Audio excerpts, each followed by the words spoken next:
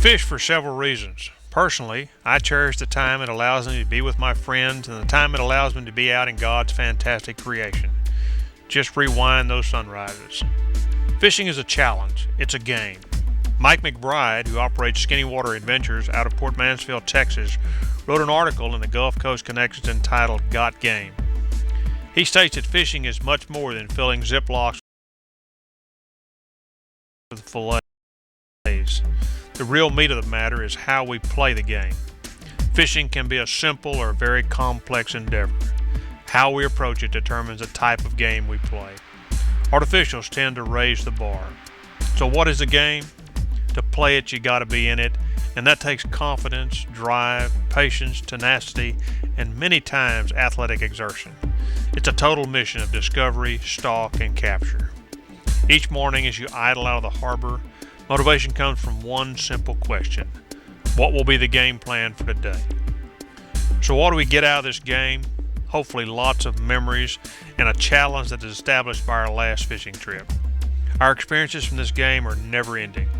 They're in our dreams, our relationships, our wallets, and our fish tails.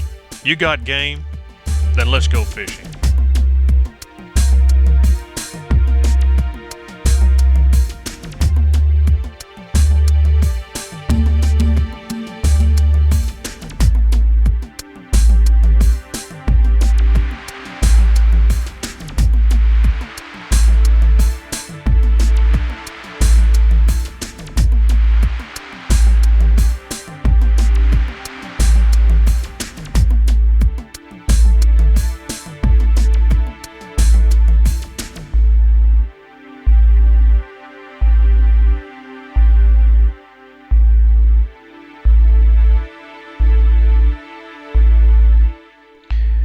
How many of you enjoy seeing sunrises? If you've never seen the fantastic colors that come with early mornings and the breaking of day over water, you owe it to yourself to at least try it one time. The mornings on the Laguna Madre were truly a witness to God's fabulous creation. We were spectators to a different sunrise show every day.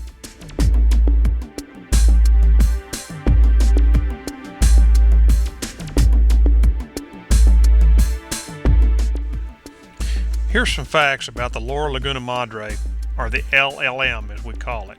The Lower Laguna Madre is a vast hyper-saline lagoon that is bordered on the north by the Land Cut, a channel dredged through the sand flats to join the Lower Laguna to the Upper Laguna Madre, to the east by Padre Island, the longest barrier island in the world, and on the west by the King Ranch and the Laguna Acosa National Wildlife Refuge. The LLM is largely off-limits to modern encroachment and has a primitive beauty that is rare in today's world. Birders can cite 325 different species of birds on the LLM.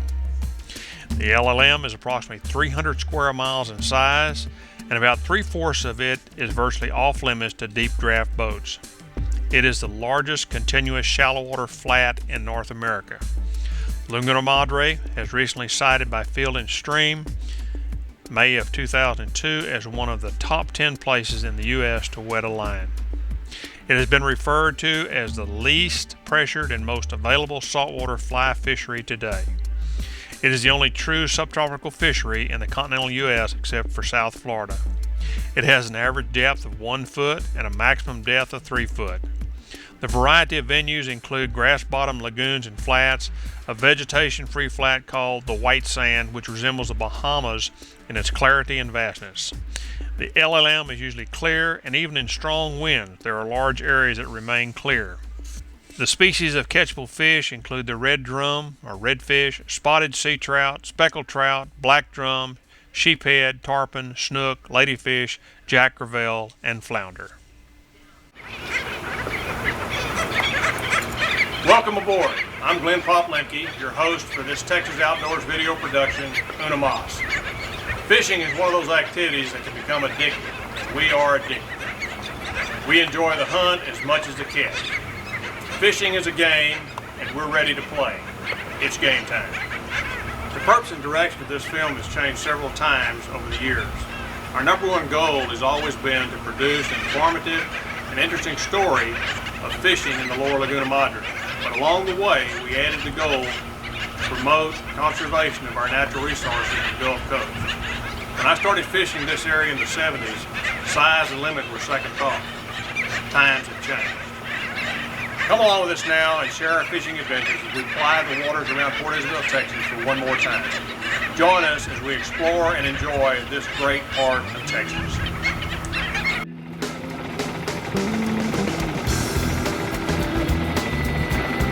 Who's this guy you got right here? Hey, good morning, world. What are you fishing with there, Del? I got this little red assassin with this different little whitetail. It was a good day before yesterday. It wasn't the word doodly yesterday. No, yesterday wasn't the word doodly. Today it'll be good again. Yeah.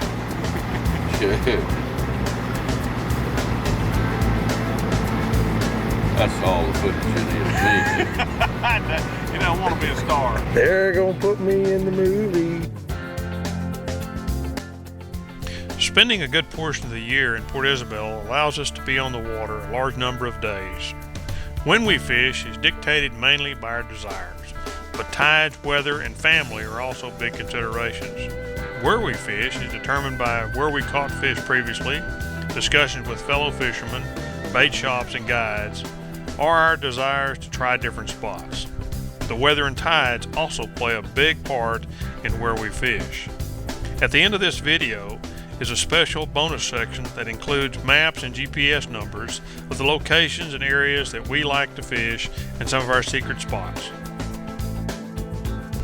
There are several areas that are short runs from the mouth of the Fingers, Laguna Heights Flats and the Causeway Flats. We have spent a lot of our fishing time in or near the Laguna Heights Flats. Water depths on the Laguna Heights Flats range from 1 to 4 feet. There are large oyster bars near the shoreline and are good redfish spots. Look for the color change in this area. This color change will run from near the PI boat channel to the far end of Long Bar. It's basically where the heavy grass ends and the sand begins. When we fish this area, we like to look for water in the plus or minus 3 foot depth. We use top waters at any time and usually in any water conditions. Soft plastics are also a favorite here. Gulps, gamblers, and Texas trout killers fished on 1/16-ounce heads and greens, reds, and nuclear chicken have paid off. Fish your plastics slow and with a good dropping action.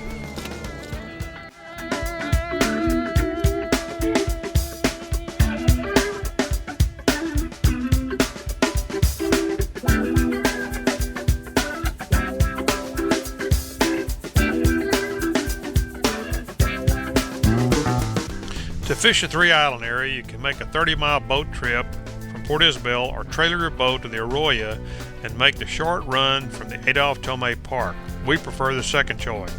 There are numerous places to fish in this area. Just to name a few of our favorites, the flats to the north and east of Cavallo Island.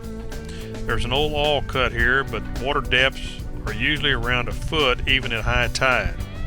Fish all along the drop-offs on the intercoastal waterway. Live shrimp fished under a popping cork can be a killer here in the summertime. All the flats adjacent to the west side of the ICW are great for redfish and big trout. The extensive grass and sand to the east are almost too big to believe. Bird Island near the mouth of the Arroyo is always a good bet for trout. Fish this area with top waters early on high tides. A couple favorite lures here are gold spoons and 1/4 ounce and gold spinner baits.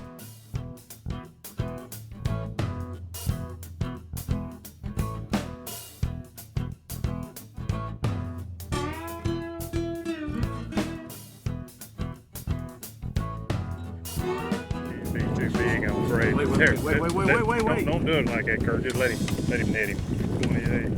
But you could tag him if you wanted to. It's up to you. I'd release him if I were you.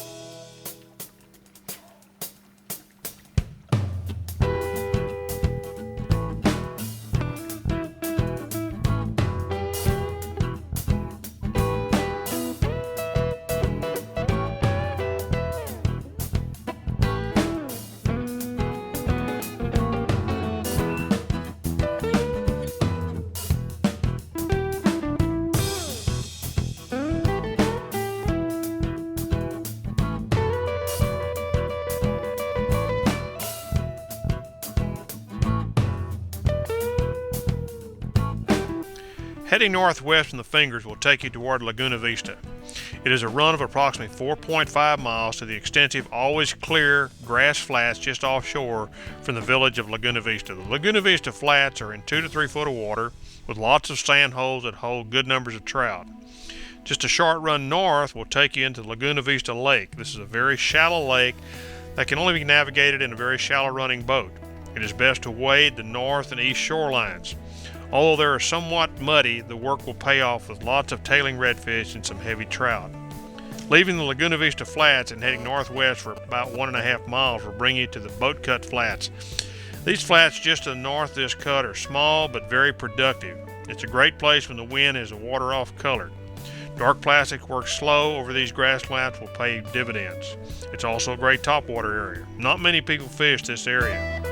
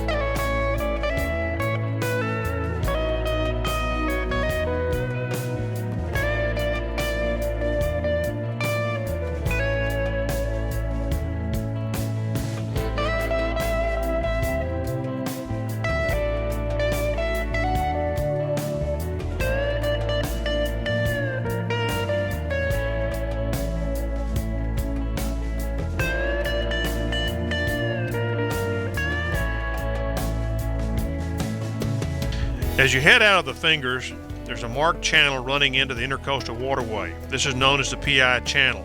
On both sides of this channel are flats that are near deep water. The flats to the south toward the causeway, which are known as the Causeway Flats, range in depths from 2 to 6 foot. There are lots of holes and guts here. To the north are flats that run into an area known as the Parallel Bars. There are a number of deep guts that run from the PI Channel north. This is a great place for tarpon and sharks.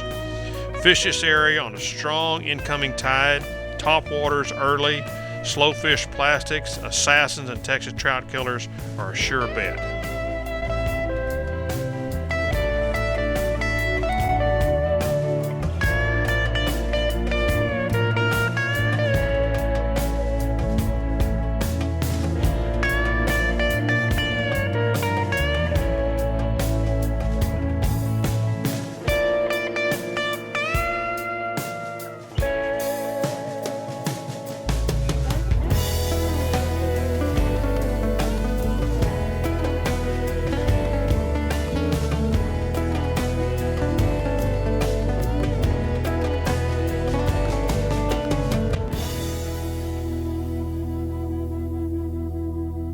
There's always somebody that's late. You know how that is.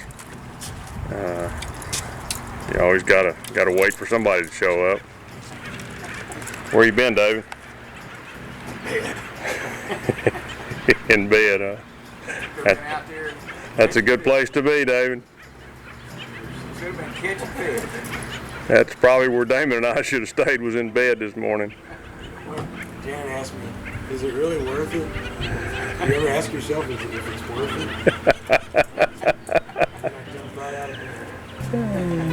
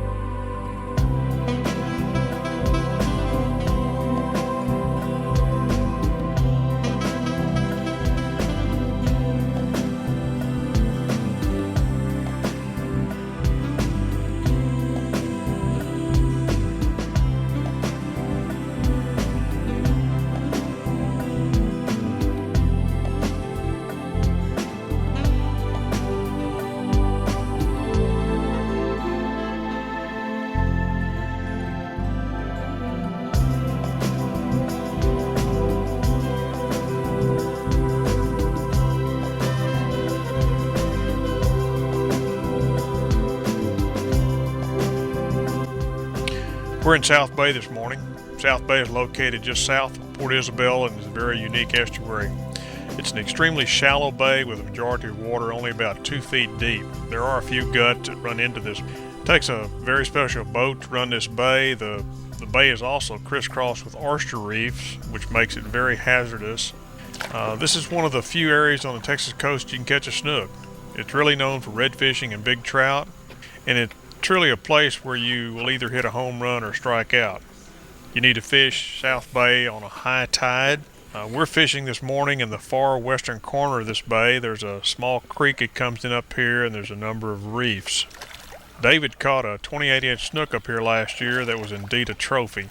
My advice is if you want to fish South Bay, get a local guide first to fish the area. It can pay some big dividends.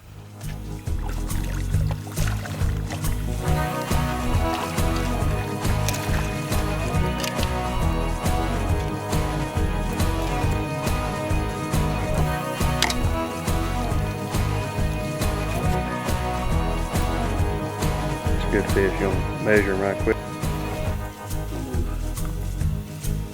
Almost 24, 23. Well, no, with a tail, 25.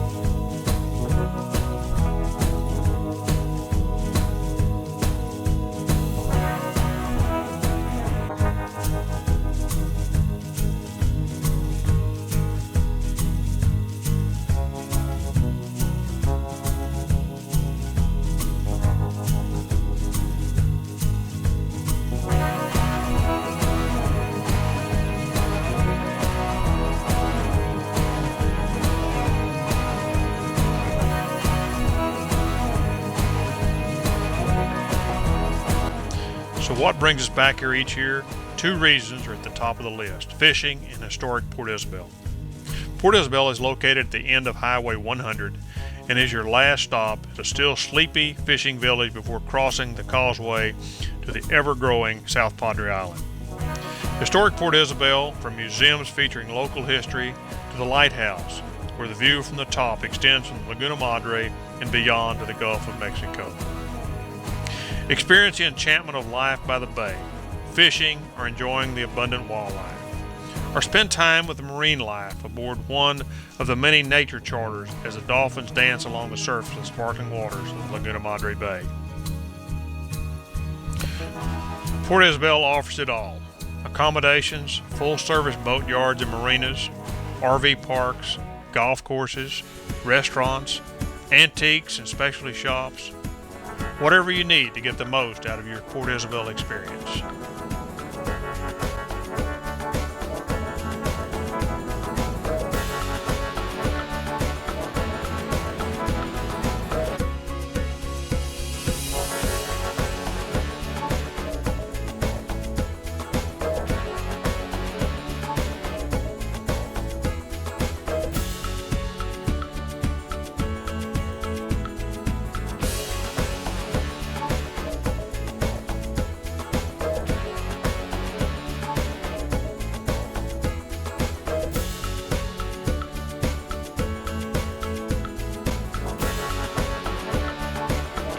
One of our stops in Port Isabel over and over again is the Rio Bravo Gallery. Not only is it a top antique store, it is a home of an individual who knows Port Isabel inside and out.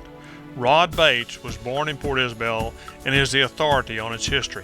I hope you enjoy this interview with him. The Native Americans from all parts of the New World were very aware, but it's interesting to note that right here, where all of that tidal wash collects, along the Texas Hook, the Indians on this part of the coast were the most fearless of all. So that I think they were well aware of the people and technology of the old world and did not want them encroaching on their lands. Because they fought harder than any other Indians in any other place in the New World. A lot of people say that the Panuco in Mexico is the Rio de las Palmas, but there's a couple of great clues. There were some treasure hunters in 1974 that found a marker stone, the typical old baked flint clay marker stone that the Spanish made, and it literally on it, it says Captain Pineda con 3 barcos y 270 gente. And he's going right down the list. He says, with 3 ships, 270 men, landed here and claimed it for the king. Wow. And that marker stone was laid, and that was dug on the north side of the Rio Grande River.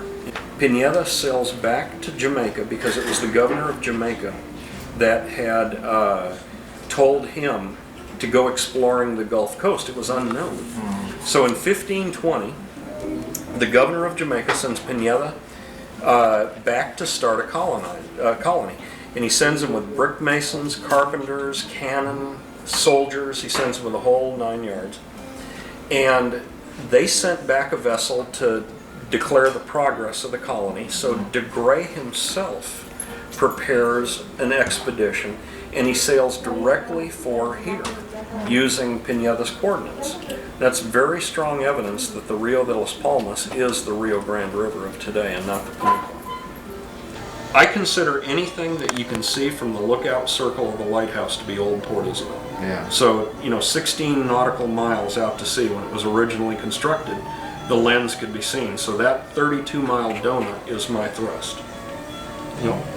I've got the largest collection of old Port Isabel photographs in existence. I mean, there's a photograph of the old sign that used to be outside of town, and it said something like the end of the earth or the end of the United States, 1,900 and some miles from Portland, Maine, and 2,000 and some miles from, and it said the fishing capital of the United States, and it's a great old sign, and I have so many people ask me, do you have a picture of that?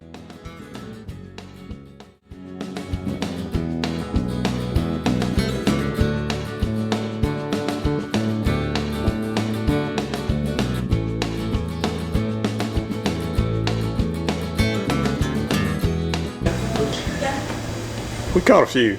Good, I'm glad to hear that, because I realized the camera was running after I asked the question. That could have been embarrassing for you. Not as many as we did yesterday. We caught some good fish yesterday. I heard you got some big ones yesterday. Yeah. What's been the best fish? That's what's harmed the trout population. Yeah. I'm telling you right now. That's nice. Yeah, there's a lot of big snook. A friend of mine that dives the jetty said there's schools of 40 to 60 pound snook down there. Wow. Hundreds of them. Yeah. Now, they didn't used to be around here, did they? Oh yeah, they've always They've been here. But their They numbers just never have got any always, publicity. the locals here, I remember the first snook I ever saw was 1967. And it was caught, that bridge that goes right by White Sands, where the channel comes through in Port Isabel? That's where that snook was caught. And there was a lot of 30, 40, 50 pound snook caught.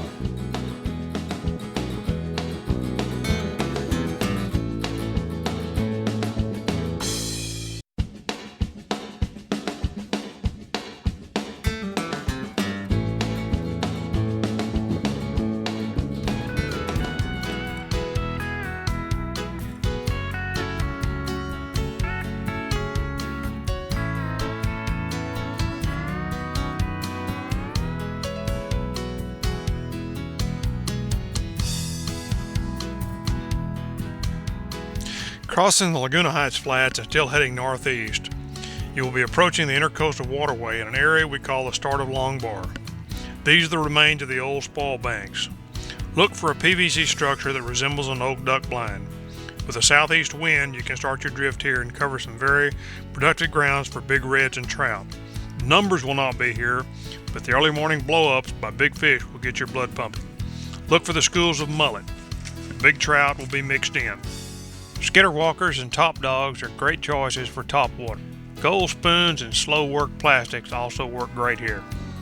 As you drift to the north, you'll notice some more PVC pipes. These are some great redfish holes. You can fish these with bait using cut mullet or cut ballyhoo.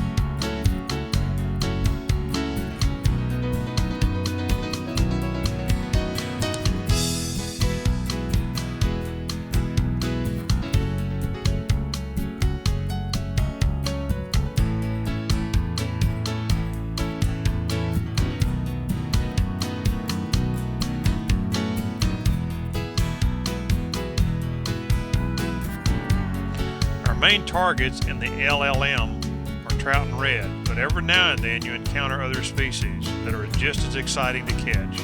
The jack crevalle is often shunned by anglers, but it is indeed a worthy adversary. It will stretch your line and tear up topwaters. The general rule of thumb on a jackfish is 1 minute of fight per pound of fish.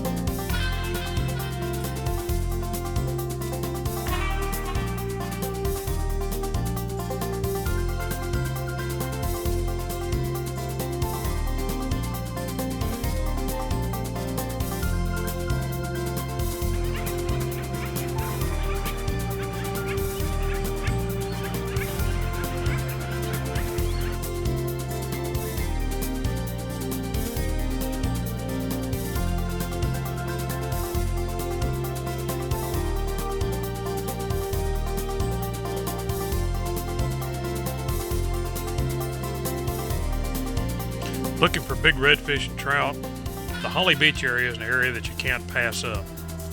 The areas around Bird Island can be very hot at times. You need to hit this area at first daylight before the boat traffic starts through the nearby cut.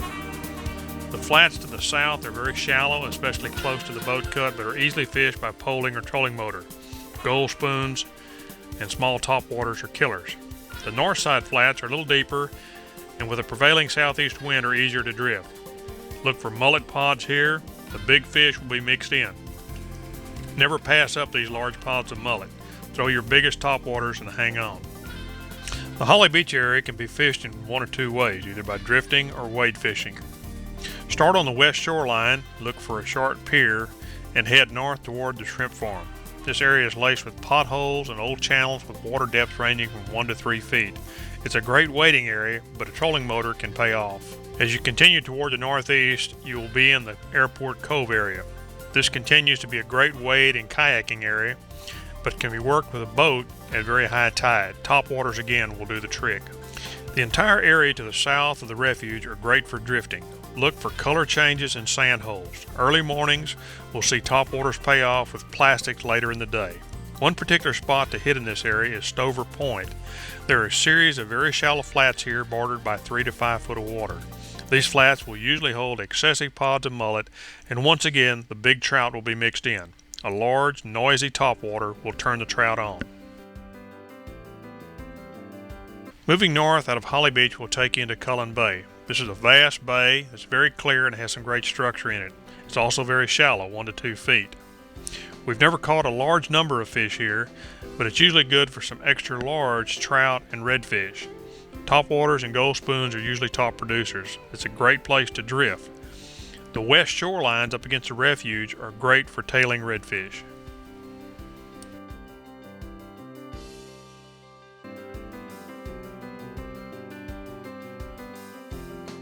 Leaving the Cullen Bay area and heading southeast will take you across the intercoastal and into water that will be gin clear year-round. These are the vast grass flats that lie just behind the South Padre Barrier Island. These flats are so big that it's hard to pinpoint any exact spots. We look for areas that are usually a little off color with lots of sand holes.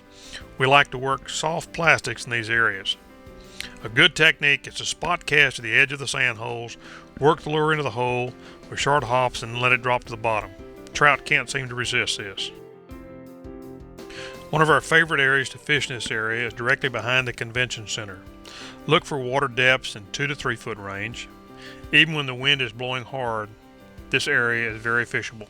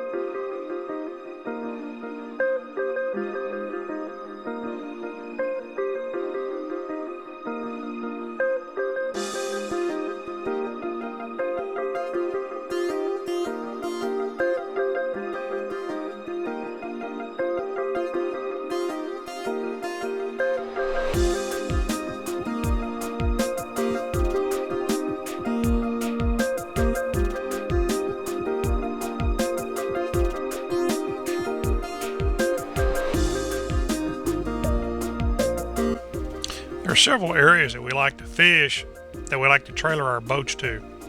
These are usually from 12 to 25 miles of the fingers and require long boat rides, sometimes in very rough water. The first is the upper reach of the Brownsville Ship Channel. There's a very good ramp off Highway 48 just at the entrance of San Martin Lake. From this ramp it is a very short run into the Brownsville Industrial Complex and some of the most fantastic fishing you will find anywhere. It is a unique setting with good flats, points, and mangroves on the south side. This location doesn't get a whole lot of boat traffic, but people are finding out about it. Fish this area early in the morning with topwaters, and it'll really pay off for you.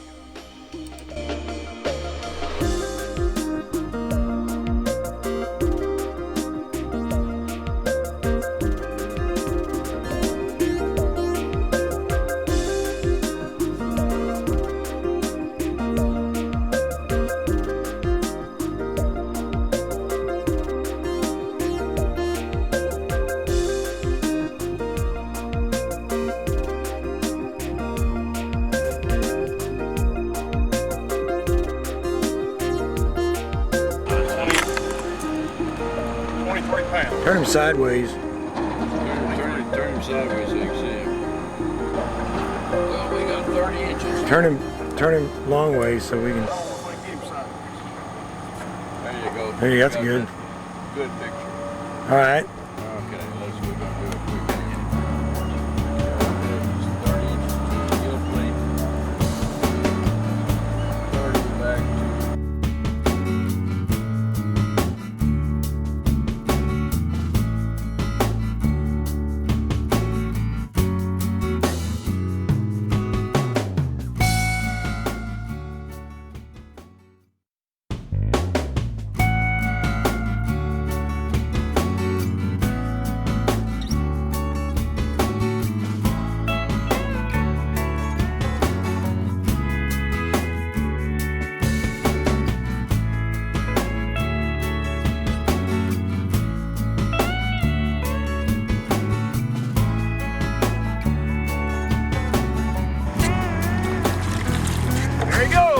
Yeah. Woo.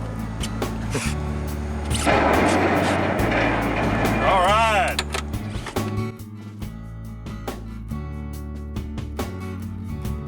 The Port Mansfield area presents the angler with a whole new geography of fishing grounds. Basically, it's the same type of grassy flats that you find in the Port Isabel area.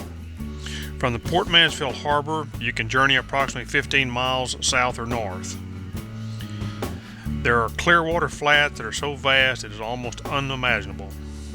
When running north toward the land cut, we like the areas along the west shoreline known as the Motts and the Gladys Hole area at the far end. Butcher Island area is always hot. Heading south, we fish the shacks, the saucer area, and like to drift the edges of the ICW. David, Delton, Don, and I have won several tournaments out of Port Mansfield in the past years. All of the winning fish were taken on White Zero Spook Juniors.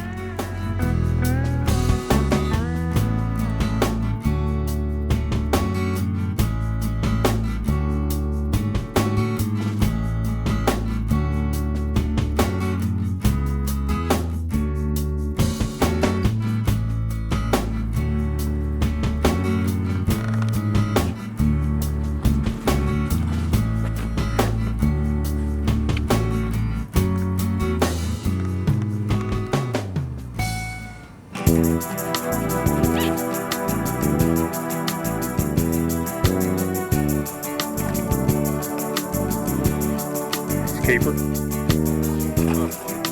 Yeah. Pretty fish. And you want Ned? You got your boga?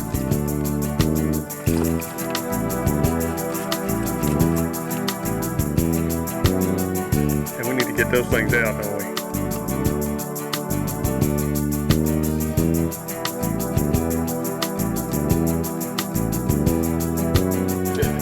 We're fishing here in the harbor trying to catch some mangrove snapper, and Mr. Davi here hooked up with either one heck of a jag or a monster mangrove.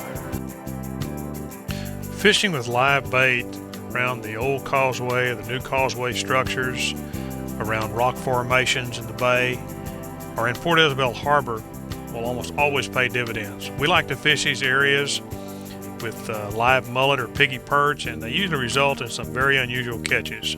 You catch a lot of mangrove snappers, sometimes red snapper, redfish, large jacks, snook, and sharks, just to name a few. Like to fish these structures on good, hard, incoming or outgoing tides.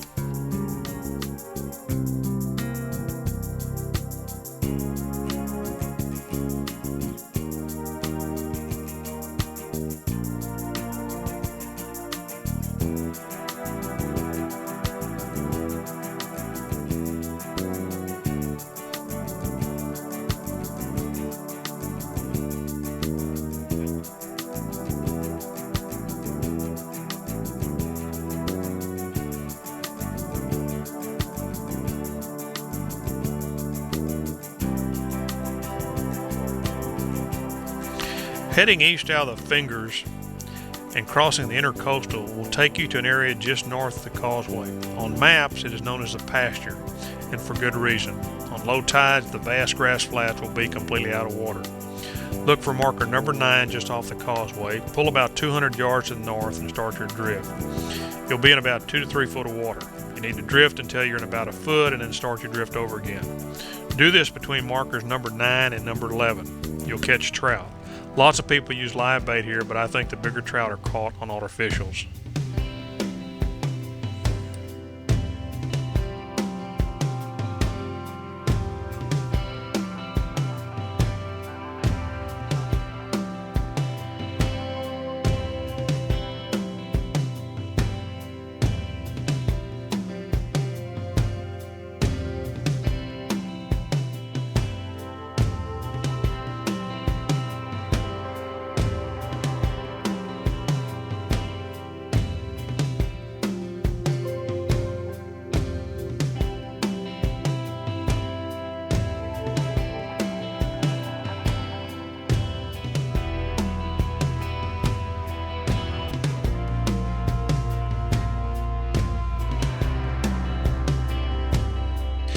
Encountering and enjoying other species of wildlife is always fun and exciting. A familiar face in the Laguna is the bottlenose dolphin. We have on numerous occasions had these animals up close and personal. They are very curious and will react to various sounds. Slapping the water with one's hand will often draw these critters very close to the boat. They are great show-offs. It is not recommended that you feed these wild animals, but tempting them with a trout will definitely make them perform. I've been tempted several times to get in the water with them to see their reaction, maybe next year. There are several dolphin cruise boats in the area, but none will get you this close. Look at this. I want you to touch him now, baby.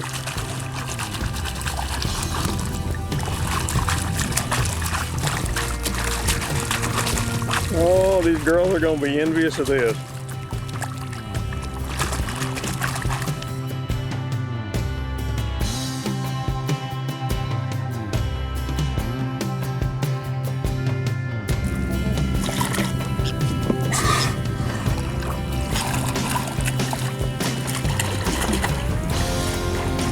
They can tell you ain't got anything. Once I put that other fish and turn down and bring it back. Number 2.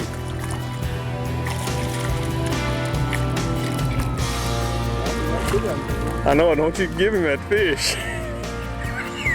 Sure, you gonna grab.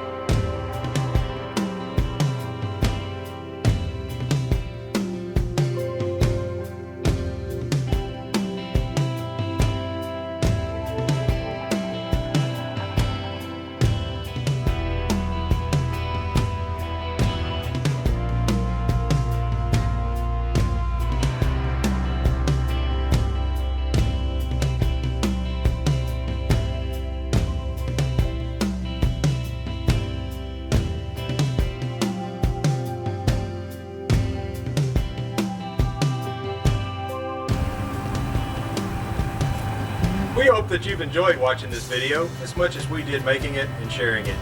The Lower Laguna Madre will always rank near the top of the list as one of the best fishing areas on the globe. To keep it at the top, we need to take care of it. Please practice conservation of our natural resources and support the Coastal Conservation Association. Come on down and join us. The beaches, Gulf waters, and unending fun on South Padre are a vacationer's dream.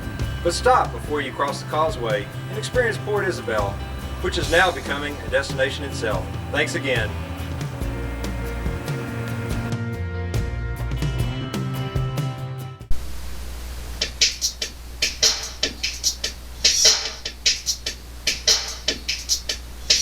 We just got here once again. It's that time of year. We gotta get the boats launched and unpack all the gear. We'll be fishing in the mornings and evenings too, hoping to catch plenty, so we don't mind losing a few.